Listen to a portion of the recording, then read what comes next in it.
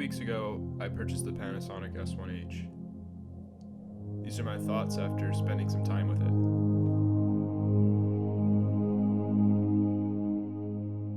About 5 years ago, I sold all of my Canon equipment and bought a Sony A7S. I saw Sony pushing the market by adding in video features that were previously only found in high-end cinema cameras. As someone who does both video and photography, I'm always looking for a camera that can do both well. But once the S1H was announced, I knew I'd have to try it for myself. Now, after I've used it on a few shoots, here's what I love about the camera. Keep in mind, these are all my opinions as somebody coming from a Sony A7S. Starting with the physical features on the outside, we'll work our way inside the camera. The first feature I want to talk about is the little screen on top of the camera, what Panasonic refers to as the status screen. I never realized how much it came in handy until using this camera. The ability to, at a glance, check your white balance, exposure, or even frame rate makes shooting with this camera very smooth. Panasonic even took it another step further by adding the ability to toggle through what information is being shown. You can now even view audio meters or even time code. This feature alone shows you just how much thought went into this camera. The second feature I've already begun to appreciate is the dual SD card slots. You can set the camera up so that the second card is used as overflow. Once the first card is full, it'll continue to record onto the second card. Or you can use the second card as backup and simultaneously record to both cards at once. You can even split which files are being sent to each card. So, for instance, you could have video sent to card 1 and photos sent to card 2, like many of the other cameras that have dual card slots. Next is the button layout. Not only does this camera feature 3 separate record buttons, but the layout is very intuitive and everything feels like it's right where it should be. I've had absolutely no trouble at all adapting from my A7S II.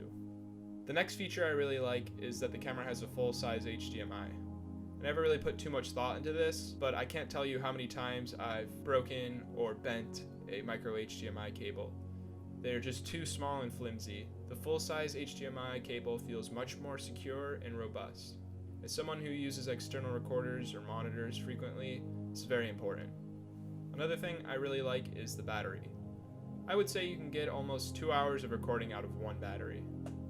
Now, the internal feature I was most excited about is the dual native ISO. This allows you to shoot at 2 separate sensitivities and achieve essentially the same exact dynamic range at either one. I was very happy to hear that this camera is going to feature such a high native ISO. Coming from the Sony A7S, I am very used to being able to push my ISO when needed without compromising the image.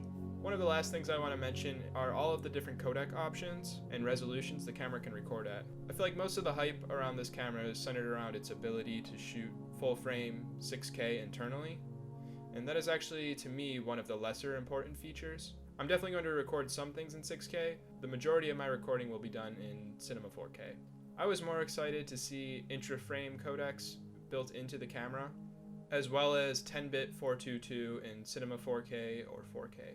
The one thing that really pushed me over the edge is when Panasonic announced their partnership with Atomos, which will allow this camera to record 6K RAW externally to the Atomos Ninja V, making this one of the most powerful cameras on the market. There's so many other features that I really love about this camera, but I want to move on to some things I don't like. The one glaring issue I've found with the camera is the autofocus. It is terribly slow, and I tested it in a fairly well-lit environment, and it still could not come close to satisfactory. I tried at various apertures.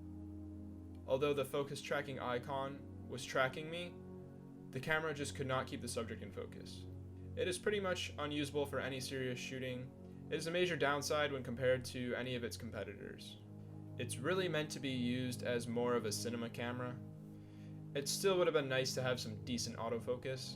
This is why I'm still going to hang on to a smaller Sony camera for gimbal work or any situation that requires autofocus. That's all I have on the camera so far, but feel free to subscribe if you're interested in future updates about the camera.